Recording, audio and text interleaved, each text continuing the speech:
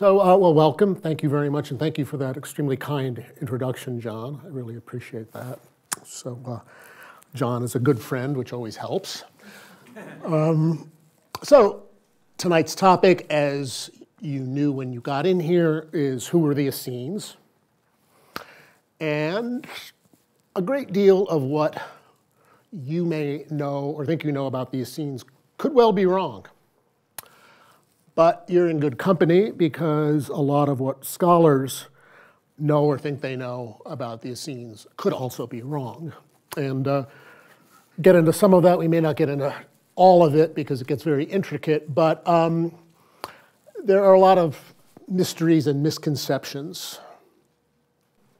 But let's start with the time frame we're talking about tonight, which is 200 BC to 200 AD. And this was a time when Judea, where the Essenes lived, the land of the Jews, present-day Israel, was, for the most part, under the thumb of various foreign powers. For most of this time, it was Rome, and as we will see, their relations with Rome were not exactly pleasant much of the time, if any of the time. You'll also notice that since it's BC to AD, the life of Christ, or the birth of Christ, falls just about in the middle of this, which leads us to the question of whether Jesus had any connection with the Essenes, since, of course, he was born in this area. And I will get to that, but not right now. To begin with, there were 3 Jewish sects at the time. You may have, if you're familiar with the Bible,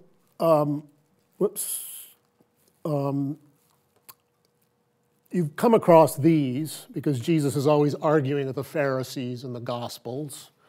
And he does argue also with the Sadducees in the Gospels. Whether they're actually mentioned in the New Testament at all, these Essenes, is again another question that we're not going to get to right yet. But since we're not going to bother with the Pharisees and Sadducees tonight, because you didn't come to hear a lecture about the Pharisees and Sadducees, we will focus on the Essenes. Now, what does the name mean? And, this is really the answer. Nobody really knows. Here are 2 educated guesses. And the first one, maybe from the Greek hagioi, holy. Well, the Greek for Essenes is essenoi, hagioi. Does that really sound close? Not really.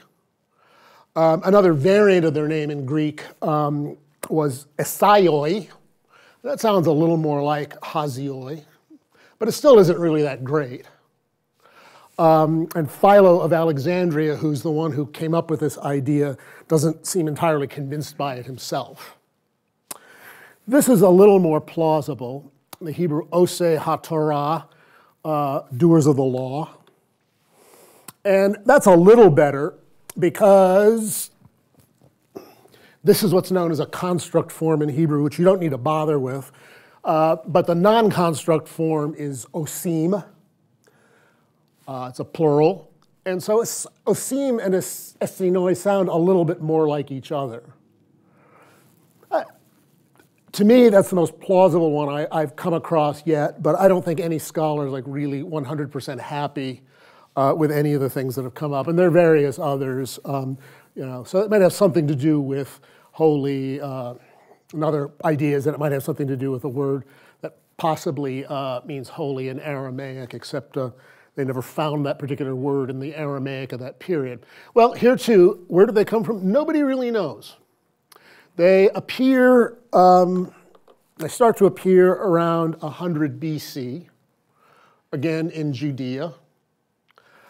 They did claim ancient origins, but it's not really exactly clear what these origins were or what they go back to. One possibility is the Greek philosophical schools. Now, the Greek philosophical schools were not like, say, the philosophy departments of a university today, which is good because nobody would have the slightest interest in them. They were to some degree or another like esoteric schools or communities. The most famous were the Pythagoreans, followers of Pythagoras, who lived in the 6th century BC. And they had communities. They would study the teachings of Pythagoras, the idea, his geometric theories, as well as his cosmic theories. And they, I believe, practiced celibacy for reasons we'll get to.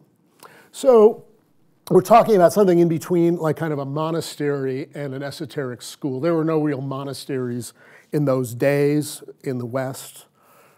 These Greek philosophical schools are, in a way, their ancestors. And we'll see that the Essenes have some features that are like both these schools and monasteries. Sometimes, if you read about them, even by highly qualified scholars, they will make it sound really like a monastery. The Essene community is really like a monastery. And you have to take this with some lightness, because some of the scholars are Catholic monks, and naturally they're going to look at something like this like a Catholic monastery. They may be overstating the similarities sometimes, but there are some. There are some.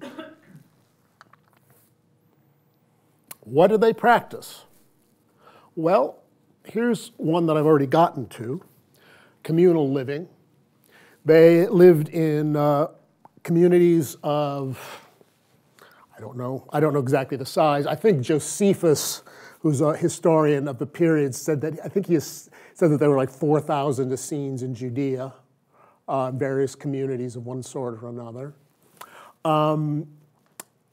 As that quote from Josephus says, if you had to give up your money when you came in, nobody had any money. Everybody worked at what they did. If they lived in the community itself, it was somewhat monastic in that way. Sometimes they lived in communities and worked outside, and they brought their wages in, and they had some manager take care of it. They didn't live very fancy lives, and wealth and the accoutrements of luxury and pleasure were things, like many of the Greek philosophical schools, that they despised, looked down on. They thought it was like unworthy of a person to be, so preoccupied with this, which makes it kind of pretty much a mirror image of the United States in 2014, which is where it's very hard to think that anybody would be concerned about anything else. So they lived very simple lives, very regular lives. And Josephus says an interesting thing about them. Well, because their lives are so simple and so regular, many of them lived past the age of 100.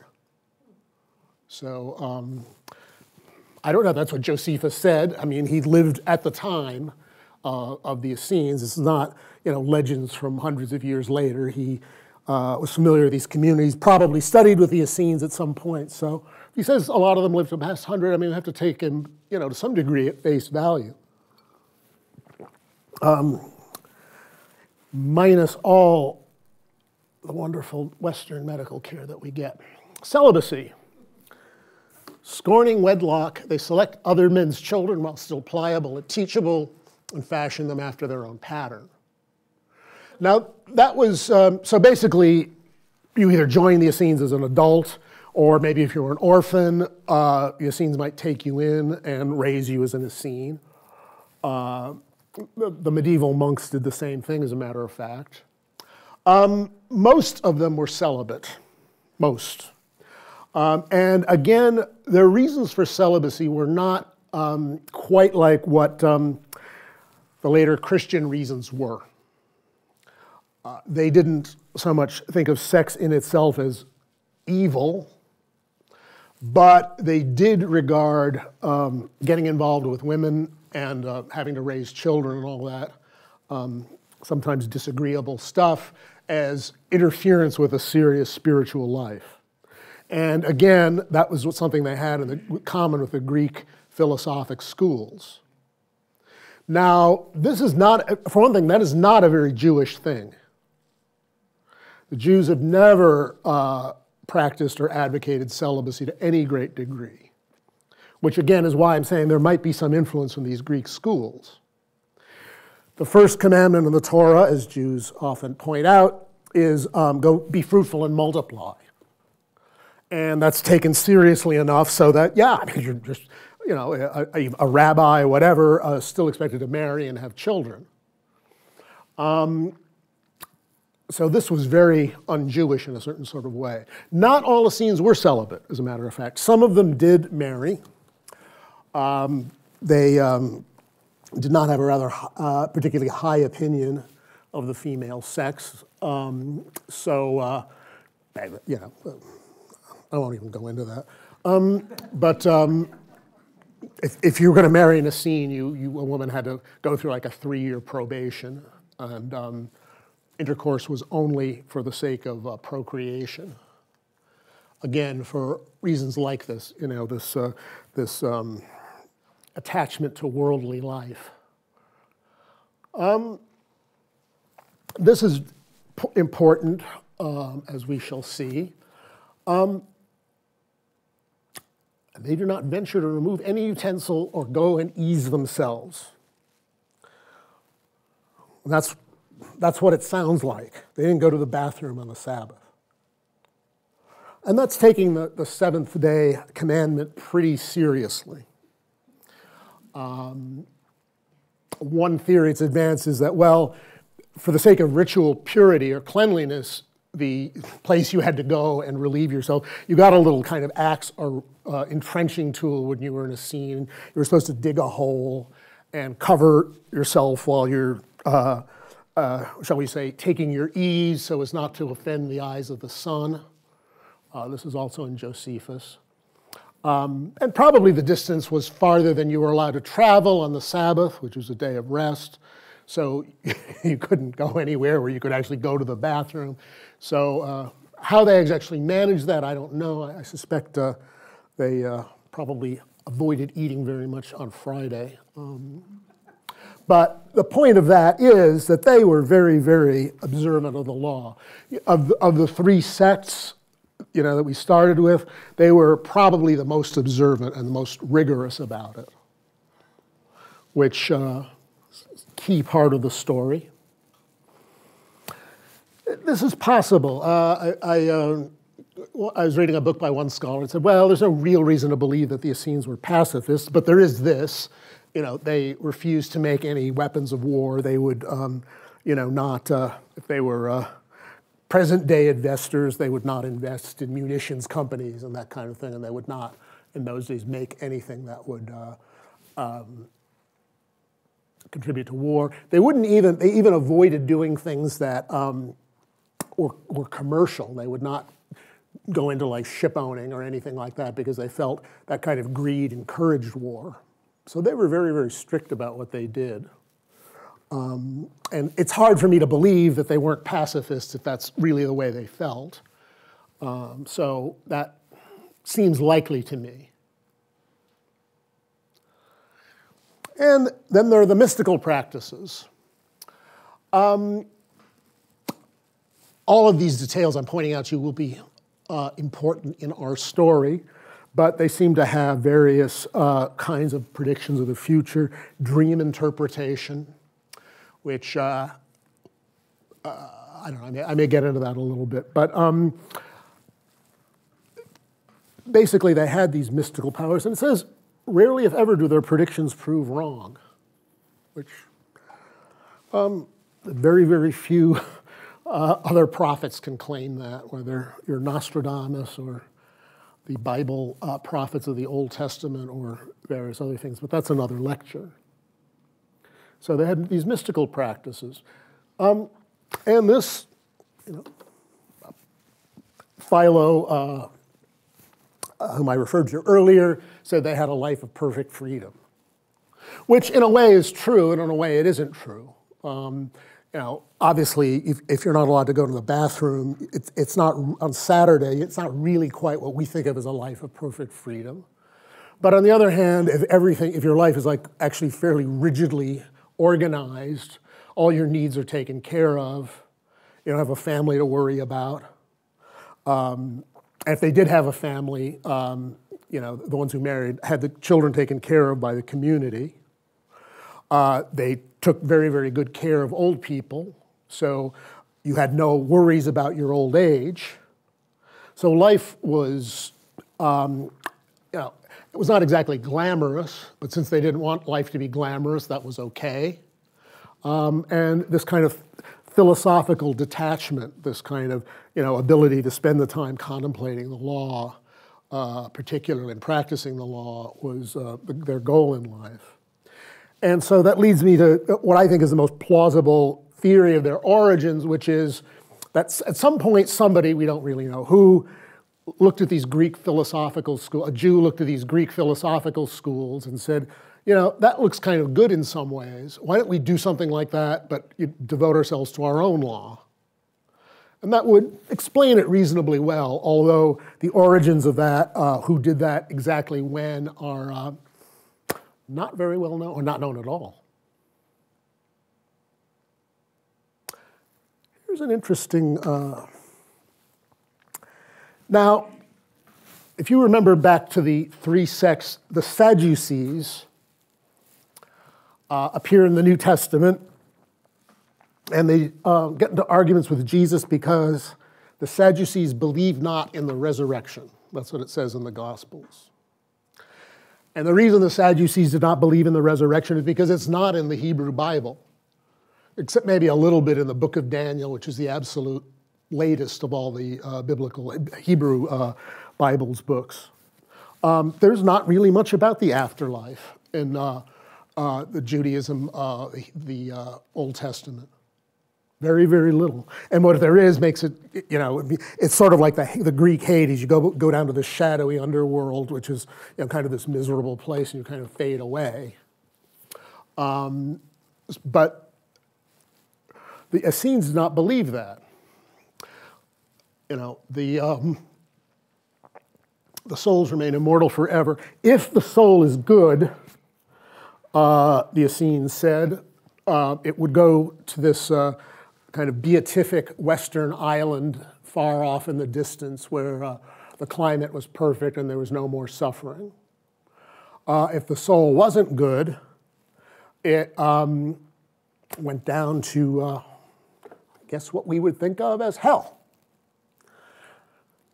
And when Josephus mentions this, he says, well, this is very much like the teachings of the Greeks. Well, it was particularly the teachings of the Greek mystery schools, particularly the Orphics, O-R-P-H-I-C-S, the followers of the legendary Orpheus, who believed pretty much like what I just told you. And so it's interesting to see, well, okay, this is still very Jewish, but you have a lot of influence from the Greek philosophical and mystery schools coming in. Somehow, we don't really know how. Their belief in the afterlife. Also, notice, you're starting to see things like here, well, celibacy, kind of this heaven and hell thing, kind of a denial of sexuality. This is starting to look like Christianity. And the connections between the Essenes and Christianity are intriguing, like everything else. They're difficult to sort out, and it's full of misinformation about it. Well, here's the bad version of the afterlife, which is this is the classic Sisyphus carrying the stone up the hill, only to have it roll down again and live a life of eternal frustration. Let's go into the history. I said it started. The period we're talking about, starts in the 2nd century BC, that is the 100s BC. And this man was not an Essene, Judas Maccabeus, but he was a very important figure because the Greek king of Syria kind of walked into Judea and not only took over everything, but started to persecute the Jewish religion. He put an altar and maybe an image of Zeus in the Jerusalem temple, which was a horrible thing to do. And the Jews didn't like this, as you can imagine, so they revolted. And they drove out this king Antiochus IV Epiphanes and started the Hasmonean dynasty. There was a little bit of breathing room. The Seleucid Empire, which was the one that was oppressing the Jews, was in decline, and the Roman Republic, as it still was, was not yet in that area, so there was a little breathing room for the Jews. And they had a more or less independent state under the Hasmonean dynasty, the descendants actually of Judas Maccabeus' brother. And this is a coin, I think, from one of them. I think it's Alexander. One of them was named Alexander. I think this says Alexander. The resolution, I'm sorry, isn't very good. But the thing you need to know about the Hasmoneans for tonight's purposes is chiefly that they and the Essenes seem to hate each other. The Essenes really did not get along with the Hasmoneans, largely because, probably with some accuracy, they thought the Hasmoneans were vicious and corrupt. I mean, these were Jewish kings, but you can be nasty to your own people as well, or better, as you can be nasty to anybody else. And the Hasmoneans, shall we say, chose their friends wrong. They tried to make themselves independent of Rome, and the Romans didn't do it. They threw the Hasmoneans out and put wicked King Herod in, who's certainly the most powerful and impressive figure in this entire period in terms of Jewish rulers. And he's famous for something he probably didn't do, which was kill all the little babies in Bethlehem after Jesus was born. No serious scholar, really, very few serious scholars believe that that's anything more than a legend. If you call up, a New Testament professor at some reputable seminary or divinity school and ask him if he believed in the massacre of the innocents, he's almost certain to say no, for reasons that are like another lecture. Although it wouldn't have been out of character for him, they just don't think he would happen to do this.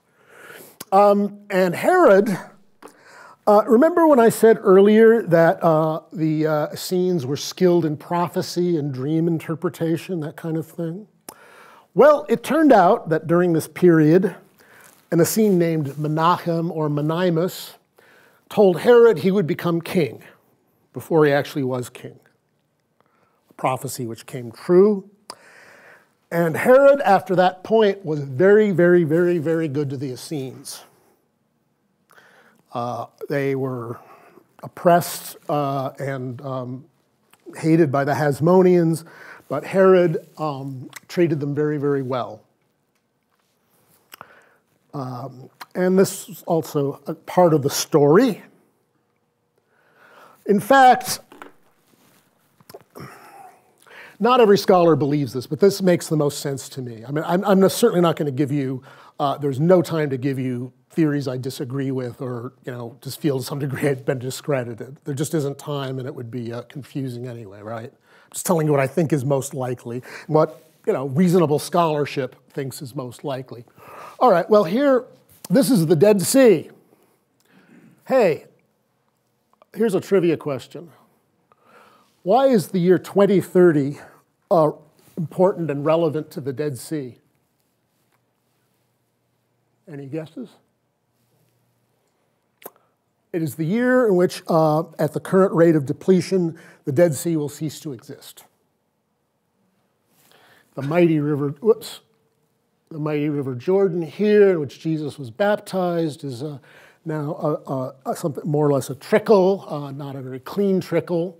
So all of this is just drying up. They have resorts that used to be on the seashore in the Dead Sea, and now they have to bus people from the resort to the actual seashore.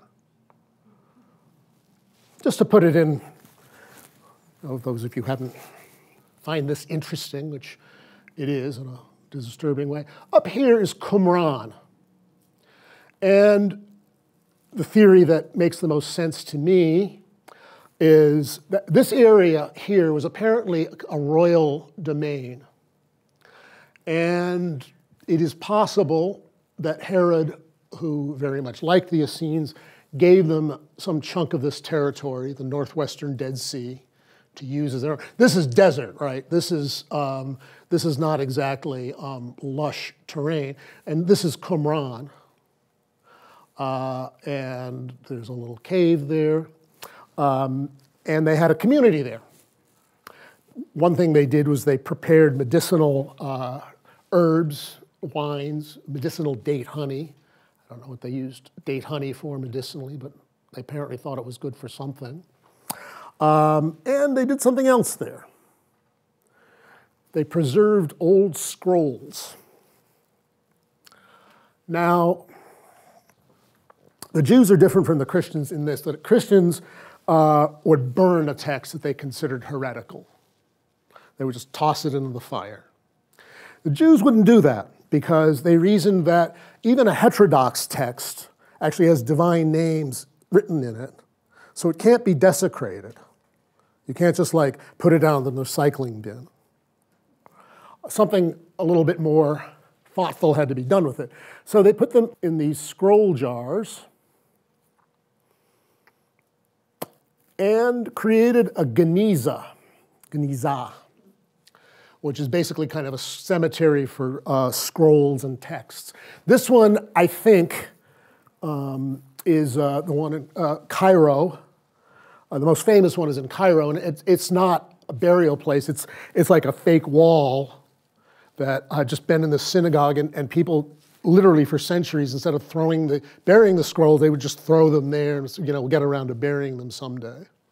About 100 years ago, someone found them, and this is like, a treasure trove of medieval Jewish manuscripts, all because they never got around to burying them. That is probably what the Essenes were doing with the scrolls at Qumran, which you may better know as the Dead Sea Scrolls, of which there are a lot. This theory I've just given makes a lot of sense for various reasons. This happens to be the great scroll of Isaiah, prophet Isaiah. And this has been very, very valuable. Not only this one, but all of the biblical scrolls have been valuable. Sometimes there's things that's actually just plain left out of the regular Bible. Like the standard Hebrew text has, at one point of 1 Samuel has, for some reason, the Israelites are mysteriously at war with what's the king? Nahash the Ammonite. And this is, suddenly, why is this? It's kind of baffling. Well, from the Dead Sea Scrolls, it's not so baffling because there are a couple of lines about Nahash the Ammonite invading Israel. So at some point, some scribe just lost his place on the page and just left out 3 or 4 lines about Nahash the Ammonite, which we would never know without the Dead Sea Scroll. The quality of the biblical text is another fascinating subject that would certainly make more than one lecture, but that would not, of course, be tonight's lecture. Well, let me stay with this for a minute. There are a lot of Dead Sea Scrolls. Some of them are biblical, Hebrew Bible. Some of them are interpretations of the Hebrew Bible. And some of them are kind of apocalyptic. And one problem scholars have had is fitting these together with what we know of the Essenes from other sources. Practically everything I've told you about the Essenes up to this point are from primary historians writing in the 1st century AD. And what they say about all the things I just said about the Essenes, well, how does it relate to the contents of these scrolls? Because the people described in these scrolls don't sound too much like the Essenes in Philo and Josephus. And this has exercised a lot of people's minds and a lot of absurd theories or ingenious theories. But you can just get rid of it by going back to this. Well, if you're storing these scrolls, you're burying them reverently because they contain holy names and that sort of thing. It goes without saying, you don't necessarily need to agree or believe in what's in all these scrolls, and they're sometimes contradictory things. Like one of the central things about the Essenes is that they hated the Hasmoneans. Well, the Dead Sea Scrolls have a prayer for King Jonathan, who was one of the Hasmoneans. Well, if they hated them, why do they have this prayer in here? It's baffling if you try to take all the scrolls and make a consistent theory out of it. But if you take all the scrolls and say, they were just, burying these things either out of reverence for the sacred names in them, or possibly they thought someone might take an interest in them and dig them up someday. Suddenly it explains. You don't have to like fit all this stuff together in quite the same way, which I can tell you starts sounding very, very contrived. So, Jesus, was he an Essene? Well, I guess we could cut to the chase. There were similarities. Josephus says about the Essenes that they refused to take oaths. They, for their point of view, if they said it was so, it was so. If it wasn't so, it wasn't so. They considered their word as binding as an oath. Well, that resembles a saying of Jesus's in the Gospels. Swear not, but let your yes be yes and let your no mean no. It's an interesting echo. What did Jesus believe about the afterlife? Well, it's not really too clear, partly because if you look through the historical Gospels, scholars aren't quite clear what Jesus said versus what was attributed to him later. Another fascinating, intricate subject about which thousands of books have been written. But every once in a while you get a glimpse of, the rich man in hell and, the poor man up in heaven in Lazarus' bosom. It looks a little bit like what Josephus says of the Essene views of the afterlife. But the accent in the second sentence is definitely on this. And here's another unfashionable theory at the moment. Again, accent on the possibly. Was Jesus married? Well, there's certainly a lot of people who want to tell you that Jesus was really married, and every week someone comes up with a gospel that says Jesus was married, specifically to Mary Magdalene. Was he? Well, I don't know. These gospels that say he was, again, yet another topic for a lecture in its own right, but all these gospels are pretty late. The oldest gospels don't really have any mention of this.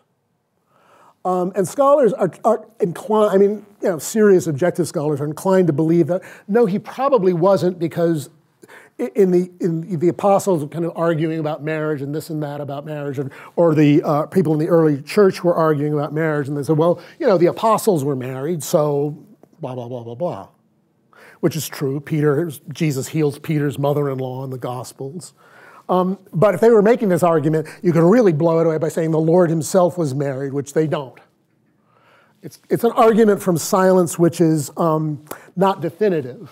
So, again, I wouldn't swear to it. But if Jesus wasn't married, and again, it's very much possibly, maybe this would be why. Another perfectly plausible theory, totally speculative, is that he was married and his wife died young. Women died in childbirth, all the time in those days. Maybe he didn't want to talk about it. That is totally speculative, but there's nothing I just said doesn't fit perfectly in what we know about the times. Well, here's the big difference, right? And this is, for me, the clincher, which is you have this hyper-observant sect. They don't even go to the bathroom on Saturday. And Jesus' attitude toward the law, if not exactly disrespectful, is certainly much more casual. He's there, he's like picking grain, in a wheat field on the Sabbath, and the Pharisees, consider, him to be a blasphemer for doing this. How could you heal a blind man on the Sabbath? I mean, what kind of what kind of monster are you?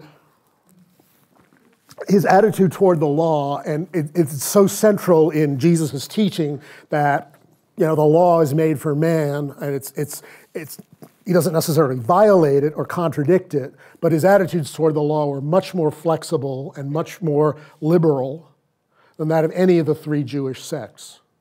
And that's the chief sources of the arguments in the Gospels.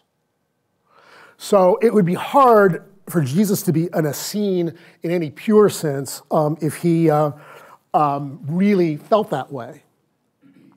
Now, because of the similarities, again, I want to underline this is totally speculative. It is possible that he was a young man at some point. He may have gone to an Essene school been part of a community for a few years and decided to break with it. to the point where he, learned some things and accepted some things from them and rejected others. I mean, you have to admit, if nothing else, Jesus was, a highly creative and original religious thinker. So again, this is perfectly plausible. Again, I am not claiming any of this beyond the very basic things that are up on the screen are much more than speculative. But it doesn't really seem too likely that he was an Essene if they had that much of a major difference for him. Well, did the Essenes in that case, because we do see the Pharisees and the Sadducees in the New Testament. Jesus is always arguing with them. But we don't see him arguing with the Essenes,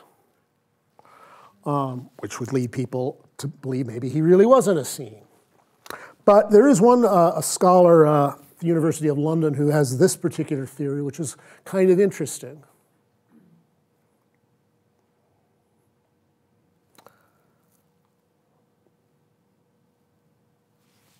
The Herodians. There is no sect known as the Herodians from that time. Scholars think, well, maybe they were people who thought King Herod was the Messiah, which is, considering what King Herod was like, not really too plausible. All sorts of theories about it. Well, one thing you will remember is that King Herod was really good to the Essenes and really favored them. So it is arguable that this is who we're talking about. Now, the Essenes would not call themselves Herodians, but it could be a derogatory name applied by somebody else for them. Just, as 100 years ago, the typical Protestant would call the Catholics papists or Romanists. That was a word applied to them. But no Catholic then or now would call himself a papist or Romanist. So is this really a reference to the Essenes who, again, they're arguing because Jesus is not as fastidious about the law as they are. Well, we know the Essenes are very fastidious about the law. So this is, I think this is a very plausible theory. I wrote this a couple of days ago, and yesterday, in a book I came across a reference to reference to a Jewish catacomb that mentions that, with an inscription in Rome, as a matter of fact, that mentions an inscription says the synagogue of the Herodians. Was there a sect really called the Herodians who called themselves Herodians? That would be one of the very few pieces of evidence that there was. And even that could still be a derogatory nickname. Just as way, someone would write like a popish church or something on the wall of a Catholic church if they didn't like the Catholics. So, what happened to them? Well, this is the great turning point. The Jewish War, or as the Jews called it, the Roman War.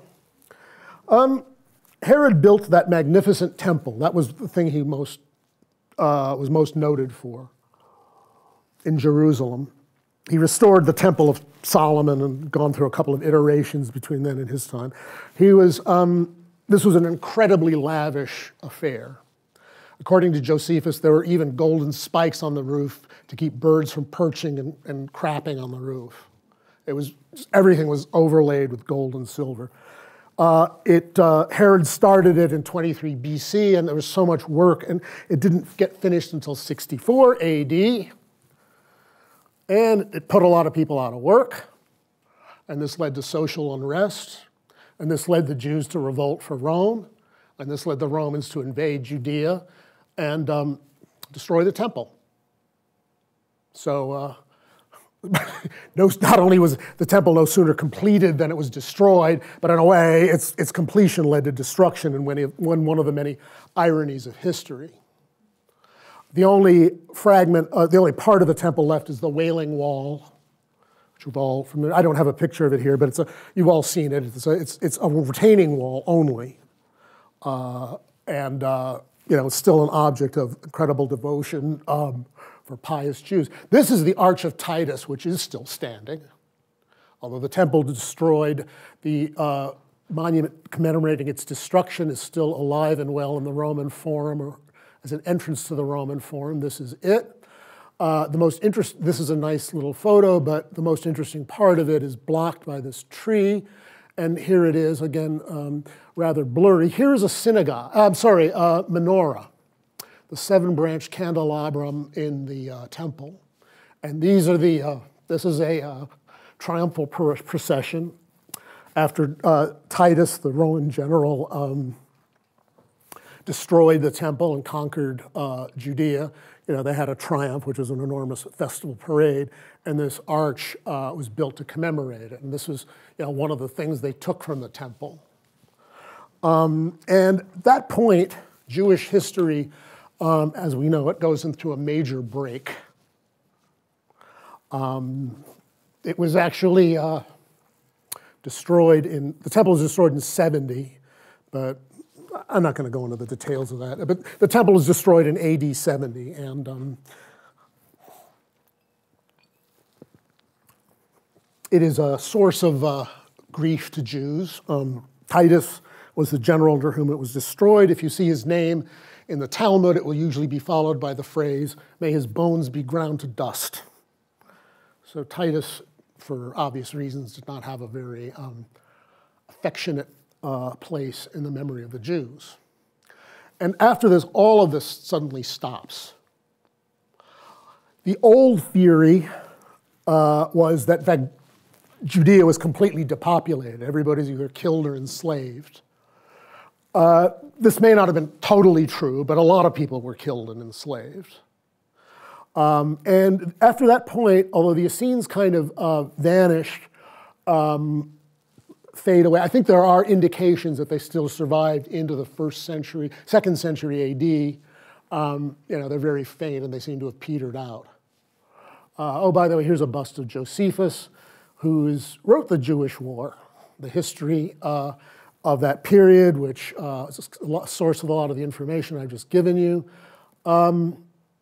He was a leader of the revolt against Rome, but he changed his mind, luckily for him, and became a traitor and went over. And the general who was fighting at the time was Vespasian, and Josephus, in an almost Essene-like way, predicted that Vespasian would become emperor, which he did.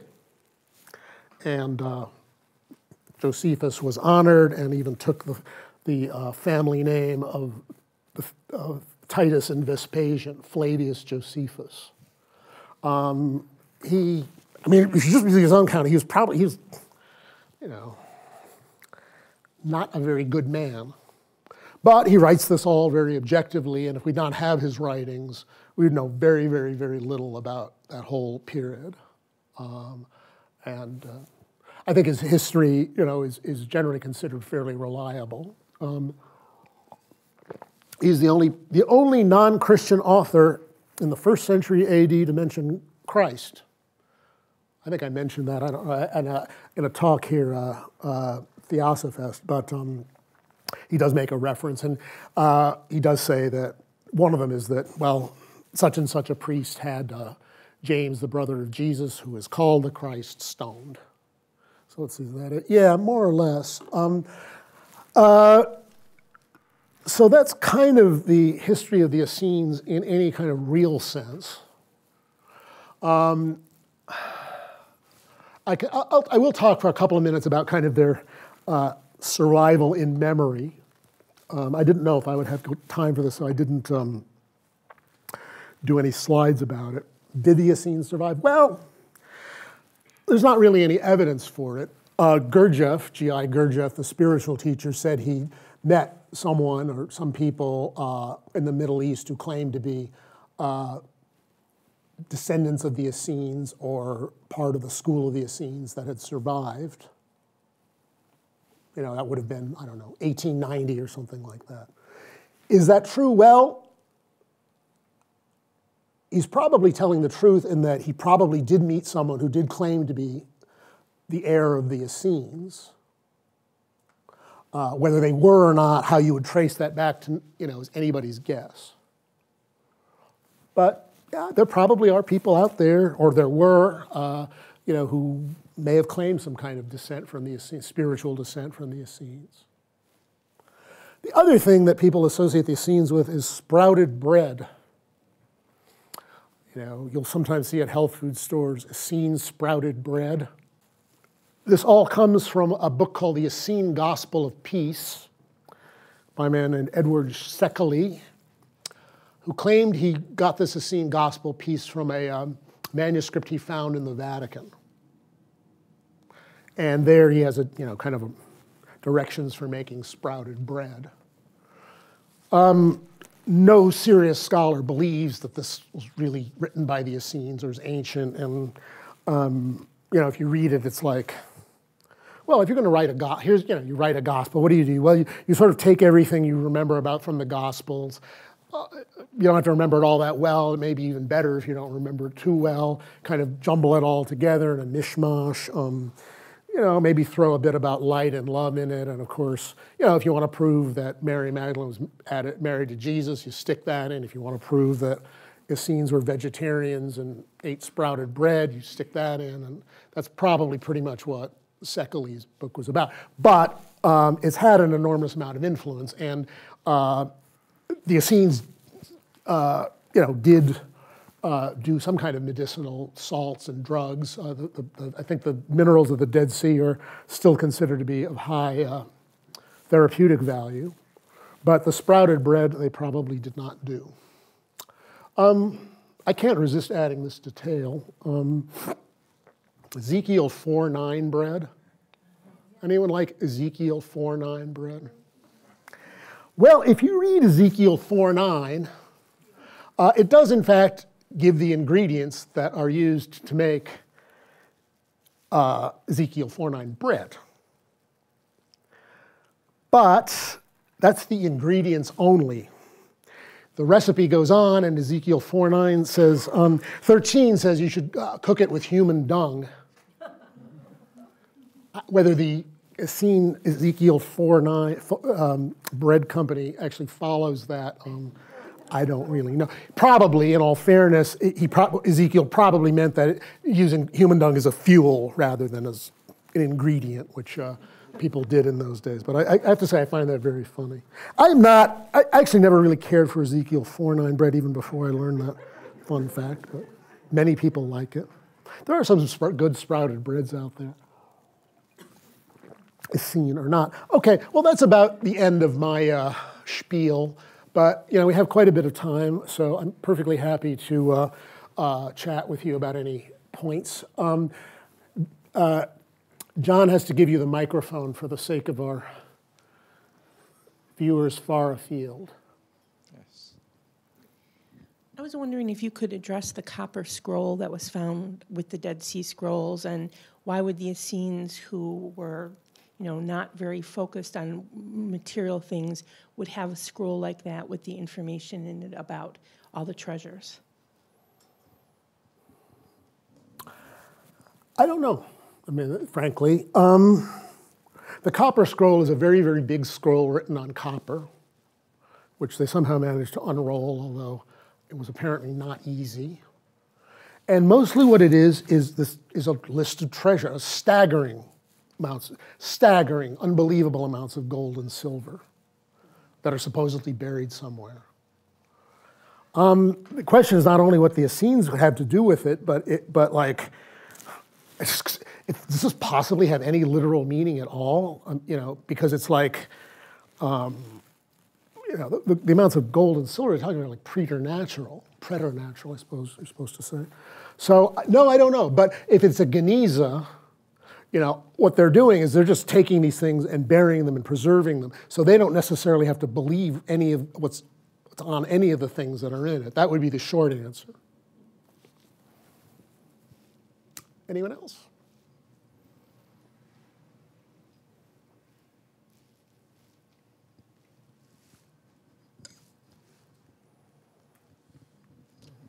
Were they teachers, or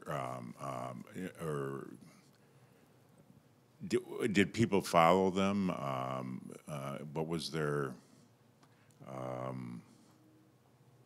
How did they appeal to the non-Essene crowd or populations or groups, if that makes any sense. Yeah, I don't know entirely. I mean, two obvious things are the great draw to the Essenes was their incredibly high reputation for integrity in their way of life. That in itself kind of would draw proselytes. Going back to Herod, the Essenes were the only people he didn't make take an oath of allegiance. Because he trusted their word. So that and their lifestyle, their rigorous purity, in the sense that was understood in those days, were certainly a major draw. But I think they did teach, and I think with a lot of these communities, it's probably not all that different than it is today, where you have kind of a core of people who are really, shall we say, in the ashram, and then there are various others who are kind of an outer circle who, kind of come a little less often or a little less committed, and sometimes, are a source of support in various ways, both social and financial. But yeah, I think they did teach. I think certainly, in some ways, when they talk about the sects of the Jews, they weren't quite like religious denominations as we think of them today, although they did have differences. It's more, they had their different interpretations of the law. They all believed in the law, Torah, the Old Testament, but they took it in different ways. Some of them with a greater degree of literalness than others, and they would have certainly taught that view as well.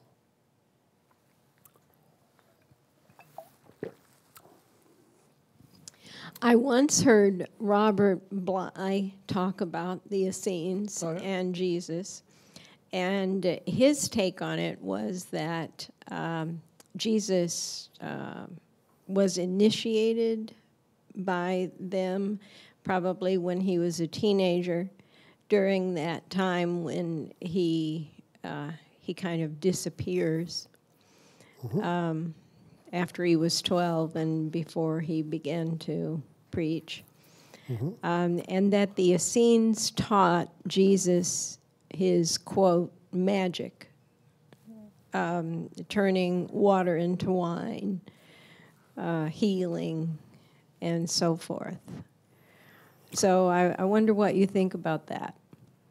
Well, all of that is pretty consistent with the picture here. As I said, Jesus could have been with the Essenes. He could have been initiated. The only thing you really have to underline about, what Bly says is that this is very, very, very speculative. I mean, if you're a Theosophist, you may, go back and check the Akashic records, assuming you know how to do that, and come up with what you come up with. But in terms of the actual hard evidence, none of that is there. Now, it is true that the Essenes were they're mostly characterized in terms of prophecy and divination more than, we think of as occult magic. But there's no reason they couldn't have practiced it. All that sort of thing was very, very common. I mean, there are huge numbers of little inscriptions, Christian and non-Christian, Jewish, all sorts with, various incantations on it. Probably a higher proportion than one might like, seem to be curses of one sort or another. So it is possible. And the other thing to bear in mind with Jesus and that whole is there was a world of traveling wonder workers and magi that ran around the Roman world, the Hellenistic world. Now, it goes without saying, if people are anything like what then were, or anything like they are now, probably a good measure were frauds, or they had one or two tricks that they could pull off. There probably were a few genuine wise men in there, to what extent Jesus was part of that is discussed. Morton Smith, who's a pretty well-respected scholar, actually wrote a book on the subject called Jesus the Magician, which he sees Jesus pretty much in that way. So the only time Jesus is ever portrayed as writing something is when he writes something on sand. I think before I forget exactly who he's heals someone or does something or something. And some people have speculated, well, that was kind of like a magical incantation, magical sigil. So it's possible, there's nothing that, raises huge bells, but, there's a big step between that and, this is how it was. If you believe the chronology of the gospel according to Luke, Jesus was actually 23 when he started his public career. So his secret years would have been a little bit shorter. Now, again, scholars are not terribly convinced by that, but that's, if you take the Gospel of Luke literally, he's the only one who actually tries to fix Christ's life in any sort of date that relates to anything that we can figure out. He was born in AD 6, and he started to preach in 29. That would make him 23. Makes it seem a little different, but again, that's another quite controversial subject. So. Oh, there was someone wrote in a question: did the Essenes require baptism? Not to my knowledge. And kind of the question behind that was was John the Baptist an Essene? Because that's frequently kind of assumed or stated. I don't know, from what, judge for yourself. The Essenes they're like the people I described here. John the Baptist is kind of this wild figure in the wilderness, kind of a prophetic voice that doesn't look too much like this. John the Baptist, obviously, and he may quite consciously modeled himself on the prophet Elijah in the Old Testament, who was pretty much like John the Baptist. He, wore animal skins and lived in the desert and that kind of thing. There is the argument, which one could get into, that, did Jesus say that John was actually the reincarnation of Elijah? Some people will argue that, also speculatively. But did they practice baptism? They had a very, very elaborate ritual purifications, which were part of the Jewish custom anyway. Like, you had to go through this ritual purification. I don't know why the subject keeps coming up, but it does every time you went to the bathroom. And Josephus says, well, this is a little weird since it is actually a natural thing, but they still do it. So they had so many ablutions that, probably they weren't going to pay too much enormous attention to like one big one. So, Augie, we're going to... Yeah, I was going to ask you about John the Baptist, but how about Mary, his mother? Do you read much about whether she was associated with that, the virgin birth and everything? Well, Mary is actually a pretty shadowy figure in the New Testament itself. And she appears mostly in the Gospel of Luke, and some people the old tradition was that Luke got used Mary as a source, because, it's talking about her. But there's not a lot of similarity between them. She wouldn't have been, it's hard to see how she would have been part of the community. She's a shadowy figure. In the other Gospels, Jesus is frankly mostly just kind of rude to her. Your brother and your brothers and your mother are outside. They want to see you. Let them wait. He practically says that at one point.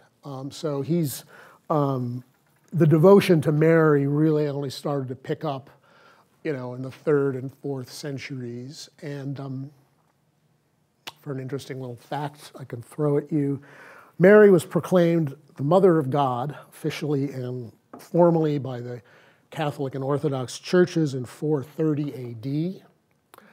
And ironically, this was 4 years, or not ironically, but significantly, it was 4 years after the pagan temples were all ordered to be closed.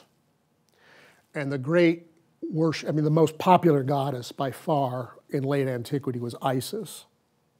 And it's very, very plausible to think that, well, there was all this Isis devotion, and let's figure out a way to transplant it to the Virgin. But we are talking, like 400 years after Jesus' life. So, but I don't know of anything that, but okay.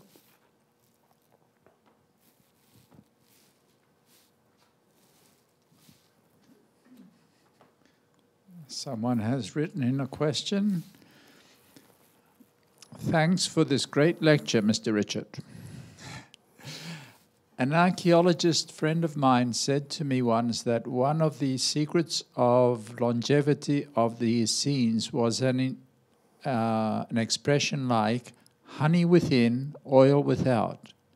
I'm not sure if this is an accurate translation. Have you come across this phrase among from your research? No, but I wouldn't be surprised if it came from the Essene Gospel of Peace, which has a lot of kind of health things about it as well. That would be my guess. Which, again, was probably written by, this Hungarian in the 1920s. So. However inspiring and useful it may be, apart from that. I had read that at the time of Jesus, there were a lot of proclamations about the end times, and he was kind of one of those apocalyptic preachers. Is there anything in the Essene information that you found about proclaiming the end times? Well, it's a tricky question. And the reason it's a tricky question is there is a lot in the Dead Sea Scrolls talking about just that. The question then becomes how much of the Essenes, of the Dead Sea Scrolls are Essene? To what extent are they just, we don't want this to be desecrated because it has God's name in it, so we're going to bury it. And to what extent they actually believe. There is an enormous amount in there. Apocalyptic expectation was very, very intense, and always became incredibly intense. And the major works of apocalypse, that is, books about the end of the world in the Bible, were written at times when the Jews were very, very threatened. You remember when Antiochus Epiphanes put the image in the temple? I talked about that. That was when the book of Daniel was written, between 167 and 164 BC. And Daniel says, well, once this, the abomination of desolation, which the idol or whatever it was, is cleared out, the dead shall rise up to judgment. Scholars can actually date that book because, well, what happened was, no, the dead didn't actually rise, the world didn't end, the Jews just drove out Antiochus Epiphanes and put in this not that great dynasty of their own. The book of Revelation is arguably, at least partly, written during the Jewish War. It's a time when things were looking pretty bad. And even Jesus' own predictions in the Gospels, in what is called the apocalyptic discourse, if you read it without too much, really trying to read what it's actually saying, it sounds like he's predicting a Roman invasion, the destruction of the temple, followed by the end of the world. Did he really predict this? Is this a prophecy that was sort of put on him? It couldn't have been written too much later than the Jewish War, because the world obviously didn't end. But that's why people date the Gospels to that period. Could Jesus have predicted it? Yeah. Things were pretty bad in Judea in his time. Things were really tense. You didn't have to have too much supernatural ability to think, this is going to get bad, this is really going to blow up. But apocalypse is, it is a fascinating subject. A lot of it has to do with what is called theodicy, the question of the justice of God. Because, hey, it started with the Jews. We're the chosen people. We've kind of done some bad things. We can't have been that bad. The idea is eventually that, somehow the accounts have to be set right. Jerusalem will be exalted and all that kind of thing. Apocalypse is very, very, it's a lot of things, but one of those is an attempt to account for perceived injustices and imbalances in good and evil in the world. Well, we can kind of stand this because in the end, the Messiah or Jesus or whoever will come to set it right. If you're interested, and I don't know if you remember the TS, I did actually do an article on apocalyptic in the summer issue of Quest, which talks a little bit more about some of these things. So.